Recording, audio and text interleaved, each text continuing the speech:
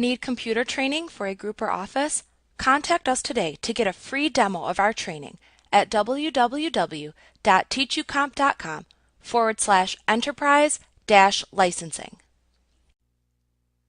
Actions are a set of Photoshop commands that you can record and then play back in the future to execute automatic changes on images.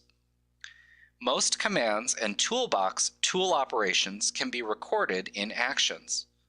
Photoshop already ships with several pre-created actions that you can use to apply creative effects, like a water reflection, for example. So this can be a helpful tool in a situation where perhaps you have several images that you have to make all of the same changes to. So you can record your actions and then play those actions back on each of the images so that you don't have to reproduce each of the steps by hand every single time. We use the Actions panel to record, play, and edit actions. You can view the Actions panel by selecting Window and then Actions from the menu bar. You can expand and collapse the sets, actions, and commands that are listed in the Actions panel by clicking the right pointing triangle to the left of the set, action, or command to expand its contents.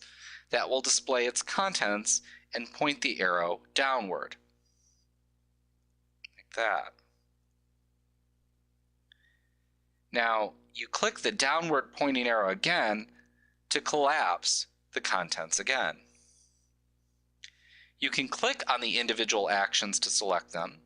You can even hold down the Shift key on your keyboard and click on two non-adjacent actions to select all actions between and including the two actions upon which you clicked. When you're ready to record an action, bear in mind a few rules. First, when you are recording actions involving dialog box and panel settings, only settings that are changed are recorded. Also, modal operations and tools use the units currently specified by the ruler for measurements. A modal operation is one that makes you press Enter to return a value, like the crop and the transform commands do. Many of the selection tools also record ruler position as well.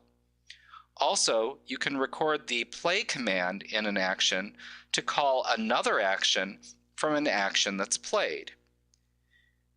Now, when you create a new action, any commands that you use or tools you select and use are added to the action until you stop recording. To create a new action, open a file. We have two open here. And then click the Create New Action button in the Actions panel. You'll see a series of buttons down here at the bottom. We have, for example, Begin Recording, Play Selection, Create a New Set, Create New Action, and then Delete. So we're going to click on Create New Action. In the New Action dialog box, type a name for the action into the Name text box. And we'll just call this Work Images for now. You can specify a set for the action by using the Set drop-down. You'll see the ones that come preloaded with Photoshop. We'll just leave that under Image Effects. Now, a set can contain many actions, and you can create a new set by clicking the Create New Set button at the bottom of the Actions panel and then typing a name for the set into the text box that appears. You can use the Function key drop-down located right here to select a function key to assign as a shortcut key for the action's playback if you wish. After you do that, if I were to select one of these, for example, you can check the Shift and Control checkboxes to assign those keys to the keyboard shortcut as well. So in this case, Control and F2. We'll select none for right now. You can then use the color drop-down to select the color for the action in the Actions panel to help you differentiate them if you like. You could select red, for example. Now, when you're ready to record your actions, you just click the Record button right here. Now, the Record button in the Actions panel will turn red to indicate that Photoshop is recording your actions. Now you just perform the activities that you want to record, and Photoshop will record the commands and tools that you use and what you do with them for future playback. So for example, let's say we want to crop this image. Click the crop tool. Crop, click enter. And let's say then we also want to go up to image and auto adjust the tone, and then auto adjust the color. Then let's say we want to change the image size. We'll go to image and image size. Then we'll change our pixel dimensions, let's say to 250 by 250.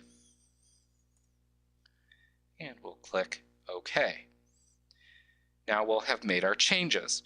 To stop recording, you just click the stop button in the actions panel. So remember, we have all these buttons and we're looking for the stop button, and that's located right here. So just give that a click.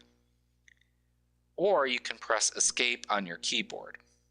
Now to resume recording in the same action, you select start recording from the options menu in the actions panel. So you could click here and then you could choose start recording again to add to that recording.